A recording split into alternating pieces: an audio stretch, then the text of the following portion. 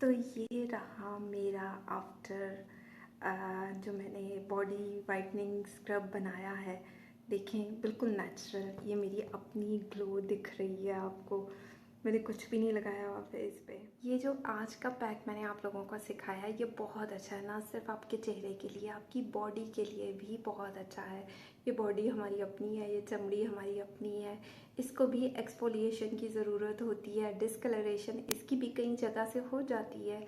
तो ये ऐसा पैक है, ये एक ऐसा एक्सफोलिएटर है जो आपको शाइन देगा, एक मतलब एक नेचुरल ग्लो, एक खूबसूरती। और टैन, जिनकी स्किन टैन हो चुकी है या अनइवन है, अक्सर कुछ यहाँ पर लोगों के ब्लैक हो जाती है गर्दन। मुझे बहुत से लोगों ने मैसेजेस किया था कि हमें आप बॉडी के लिए कुछ बताएं। तो ये बॉडी के लिए बहुत बेस्ट एक्सफोलिएटर है, इसको अपनी ज़िंदगी में शामिल करें।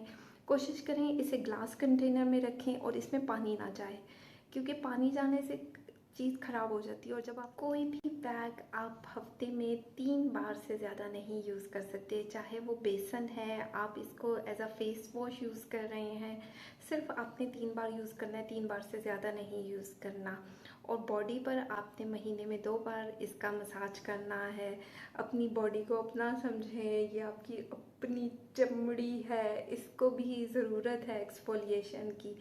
तो कोशिश करें कि इसका भी ख्याल। वीडियो स्टार्ट करने से पहले एक छोटी सी अपील कर लेती हूँ, अगर आप मेरे चैनल पर नए हैं तो इसे सब्सक्राइब कर लीजिए। अस्सलाम वालेकुम, कैसे हैं सब लोग। सीधा सीधा चलते हैं आज की होम रेमेडी की तरफ। यहाँ मैं ले रही हूँ 1/4 कप आइसिंग शुगर। मैं यहाँ 1/4 कप मूंग की दाल ले रही हूँ। मूंग की दाल में विटामिन ए और सी काफ़ी मिकदार में पाया जाता है। ये स्किन को एक्सफोलिएट करने में और जो लेयर्स होती है डेड स्किन सेल्स की, इसको रिमूव करने में मदद देता है। इसमें मौजूद विटामिन ए और सी आपकी स्किन को इन्हेंस करता है। ब्लेंडर में डालकर मैं इसे अच्छे तरीके से पीस लूँगी, क्योंकि मुझे ये पाउडर फॉर्म में चाहिए। अब मैं यहाँ ले रही हूँ 1/4 कप ड्राई मिल्क पाउडर। मेरे पास थोड़ा सा कम था, आप इसे इक्वली क्वांटिटी में लेंगे। अब हम इसमें डालेंगे 1/4 कप बेसन। बेसन अगर चने की दाल से खुद पिसवा दिया जाए तो वो सबसे बेहतर होता है स्किन के लिए। इसमें काफ़ी मिकदार में जिंक पाया जाता है, जो आपकी स्किन की हर प्रॉब्लम से फाइट करता है। यहाँ हम ले रहे हैं 1/4 कप मुल्तानी मिट्टी।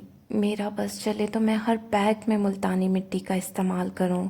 इसके अनगिनत फ़वाइद हैं। ये एक्ने से फाइट करता है और ओपन पोर्स को क्लोज करके एक नेचुरल ग्लो देता है। अब मैं यहाँ ले रही हूँ 2 टीस्पून खाशखाश।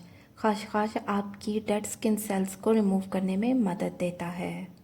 अब मैं यहाँ ले रही हूँ 1 टीस्पून आंवला पाउडर। आंवला पाउडर आपकी स्किन को टाइटन करने में मदद देता है।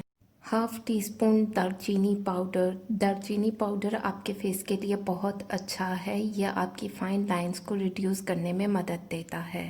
अब मैं यहाँ लूँगी 1/4 कप ऑरेंज पील पाउडर। ये मैंने फ्रीज़ किया हुआ था, इसलिए काफ़ी जमा हुआ है।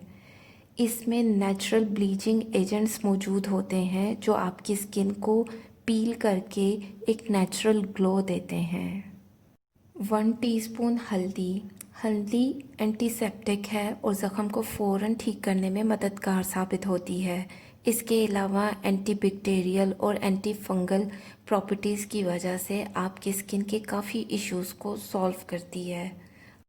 अच्छे तरीके से मिक्स करके हम इसे एक अलग बर्तन में छान लेंगे। छानने का एक फ़ायदा यह होता है, एक तो ये तमाम चीज़ें अच्छे तरीके से मिक्स हो जाती हैं और दूसरा हमें बहुत स्मूथ पेस्ट मिल जाता है। वीडियो को पूरा एंड तक देखिएगा, क्योंकि मैंने बहुत से लोगों के पुरज़ोर इसरार पर एक चीज़ का रिव्यू भी किया है।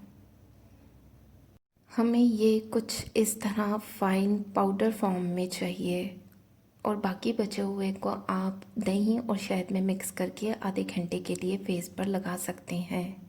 यह आपकी स्किन को एक अलग से हाइड्रेशन देगा। आप इस पाउडर को किसी भी एयर टाइट ग्लास कंटेनर में स्टोर करें तो ये कम से कम 1 से 2 मंथ तक आराम से चल जाएगा। अब आपकी मर्ज़ी पर डिपेंड करता है कि आप इस बॉडी पैक को किस चीज़ में बनाना चाहते हैं।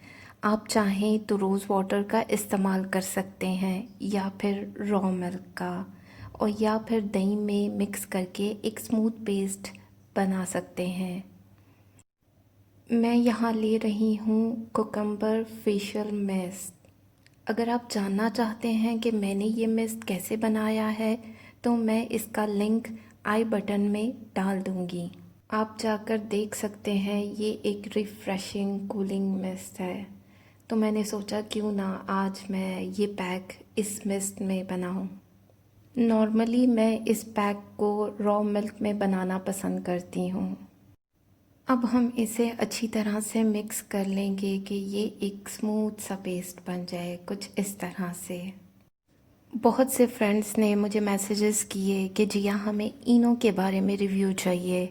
कुछ टाइम से इनो फेस पैक काफ़ी ट्रेंडिंग में रहा था, लेकिन मैंने कभी भी इसको अपने फेस पर लगाने के लिए नहीं सोचा।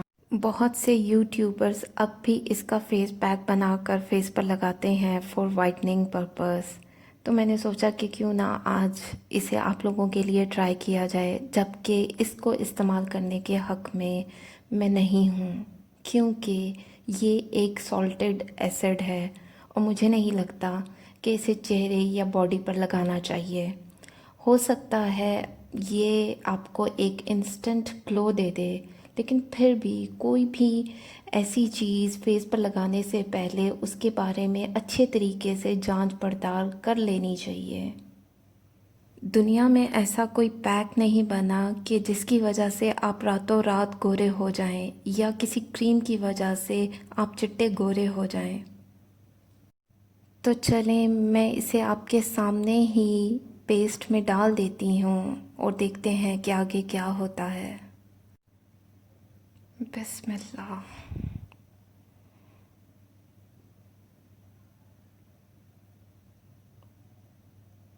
ये आप देख रहे होंगे कि इसने इस पेस्ट में क्या तबाही मचाई है।